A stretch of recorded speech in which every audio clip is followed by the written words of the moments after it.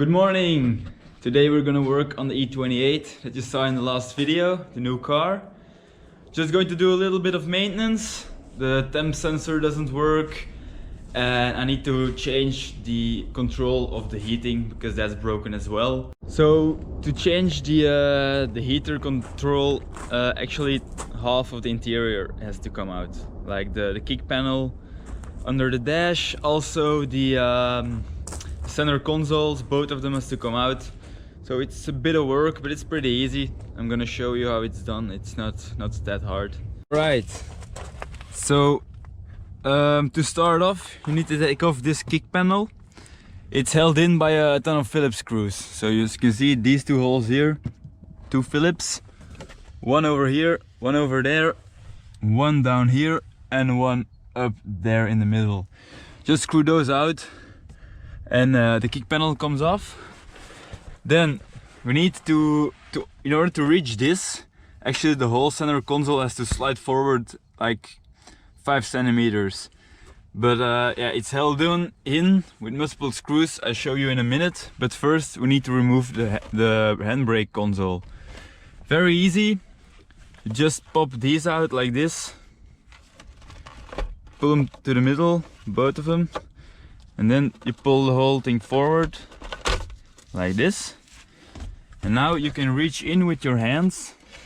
And basically you have to pop off these two bits like this.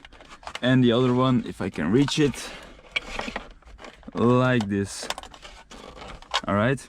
Mine is already loose because I did it before. And as you can see in there, you see those two bolts. You need to take those out and then the whole thing is loose. And then to take it out, you lift it up. You have to engage your handbrake a bit so you have some room. You twist it to the side like this, and yeah, to pull the gear lever out of the way and it comes out just like this. So it's pretty easy.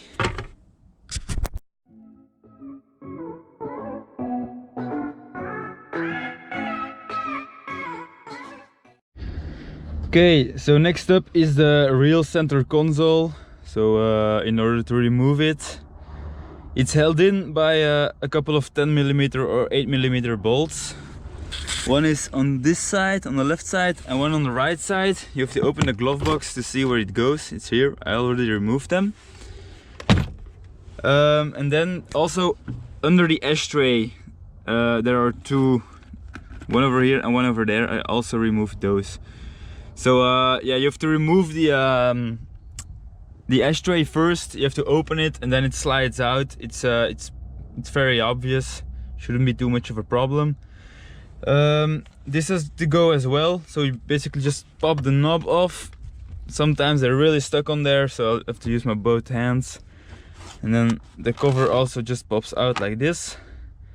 I have an extra issue because of the hydraulic handbrake. It's in the way, so I'm going to have to loosen this. Yeah, normally you wouldn't have to do this. So yeah, and then this is the unit that we're going to put in. It's exactly the same as what is in it now. But as you can see, this knob is just, it's not connected anymore to something. So, and while we're in there, we're obviously going to change this as well. I've got a nice fresh one over here. So yeah.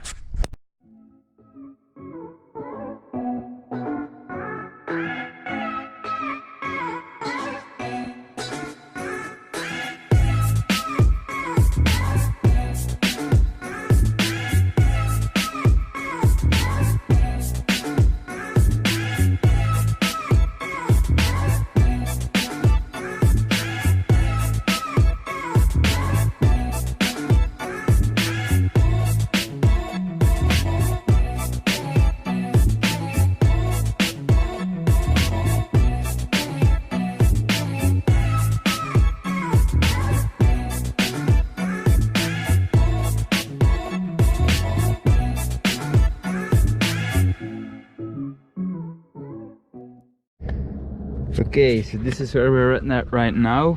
Basically the hydraulic handbrake is making it 10 times harder than it should be, because the hard lines back there prevent me from taking the center console out, and I'm not going to disconnect those lines and have to bleed them again. So we'll have to do like this. So here is the panel. Basically, you have to disconnect these three. They're the vent controls, and on this side the heater control. And all the electrics, they're just little lights, they pop out, that's not a problem. So to take these three out, you have to pop out this clip. So you put a screwdriver in there from the top and they pop out.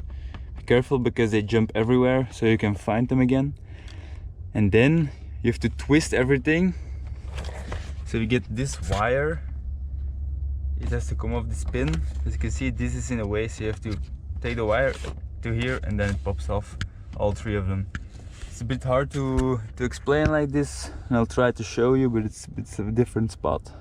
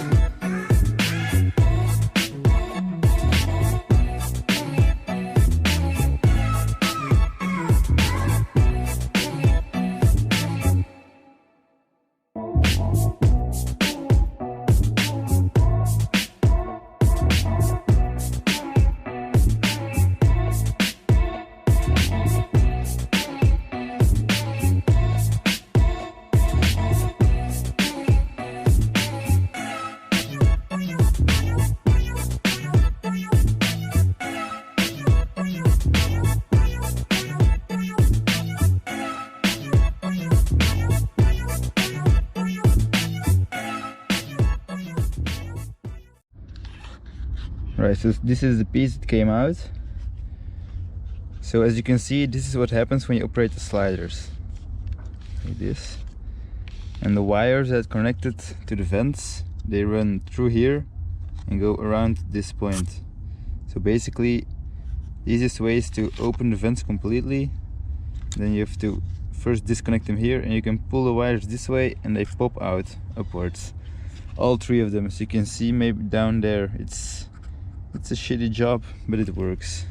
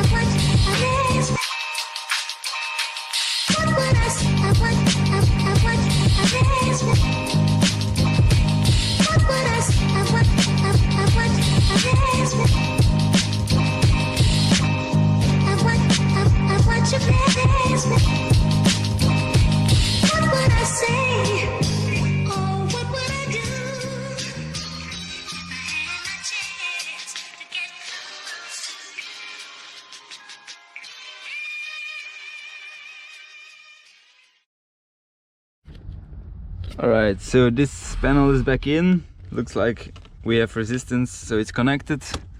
Still have to see if it's gonna work, but I'm glad this is done.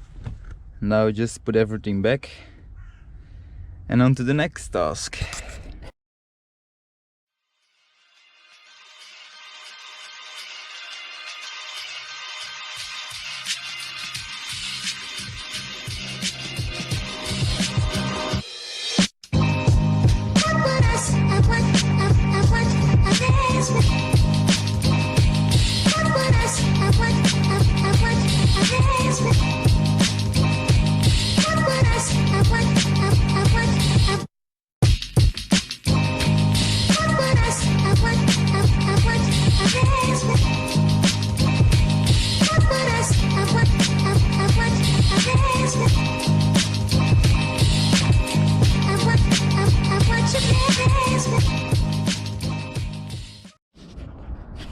Okay, I'm gonna do some more maintenance. I'm gonna change both belts because I've noticed they're dried out. They have some cracks. I took two from one of my older cars, which are in better shape. So we're gonna do that. And also, the car has some damage in the front, as you know. I'm gonna change out the lights and the grille to make it look a little bit nicer. And yeah, in the following weeks I'm probably gonna get another fender, so it really starts to look great again.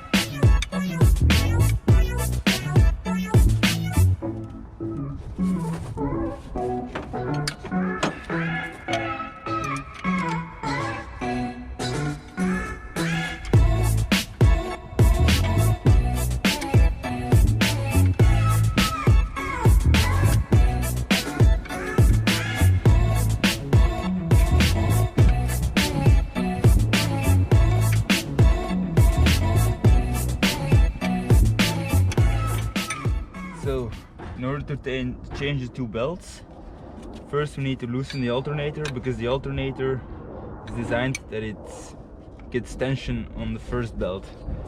So you have to loosen the 13mm nut on the back, like I am doing now. As you can see, it's starting to move right here, so it's loose. Then you need a 19mm. You basically push the alternator down and turn like this. As you can see, it releases the tension on the belt.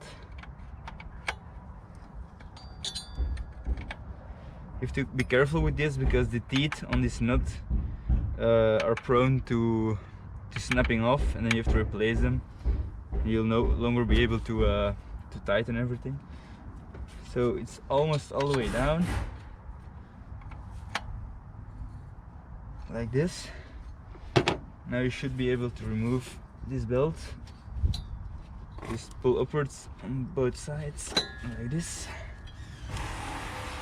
and then to take it around, you just spin the fan until it comes off like this. Alright, that's number one. Now for number two, you need to take off this flange. It's held on with three 13mm bolts. So you take this loose.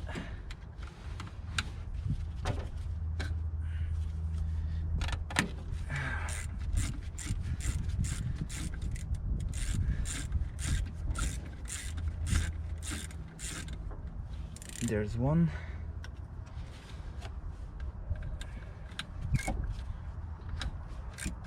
You need to hold it with one hand so you can crack it loose.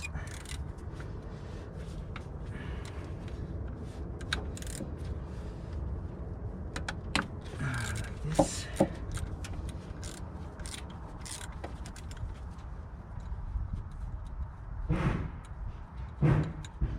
That's two. And the last one.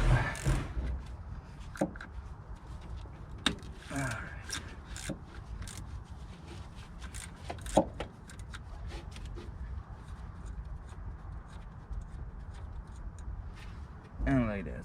So now you basically pull on it till it comes off like this. And now the other belt comes off as well, because you can see all the cracks between the teeth. It's old, so it's not good. So here's the other one. Slap it around. Make sure you do it on the one closest to the engine. This. Put this one in. And now it's a bit tricky because you have to line up the holes. But it's trial and error.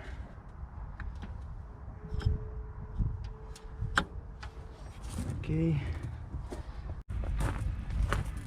Okay, so apparently, as you can see, this is way too loose. So apparently there can be a difference. It comes from exactly the same engine, also 589, but this is way too loose. So I'm gonna take the old one and use that until I get a new one.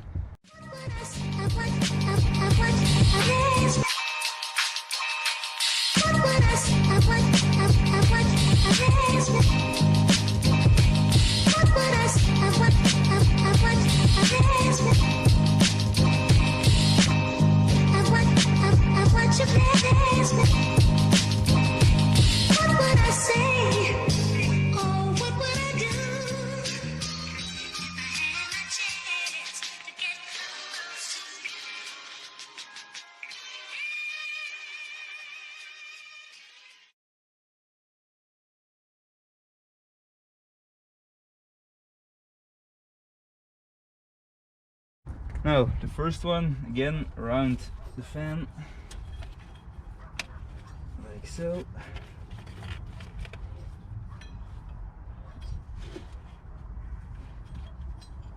And that one, and this one.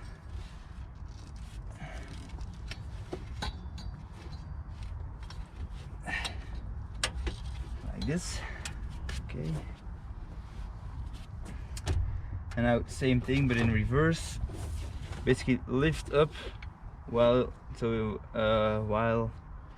turn this nut, again to avoid stripping these. Now the other way around, of course. So like this, you can see the belt is being tensioned like this, right? And it has to be really tight. So it's going to be on max. You see the teeth are slipping here also, so I'm gonna try and lift it real hard.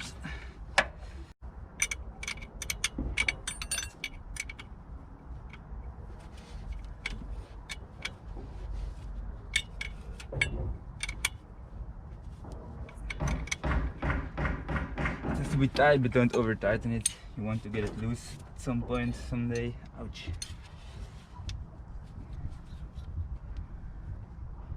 Looks like the bushing from the front is, it shouldn't be able to do this. But the engine is going out in like a month or a few weeks, so I'm not never gonna bother. Alright, so that's how easy it is to change a belt. So the belts are replaced. I hope it won't make noise anymore. We changed the front, looks a little bit better now. Still have a lot of work to do, but that's for a future video. So yeah, that's it for today. Thank you for watching. See you next time.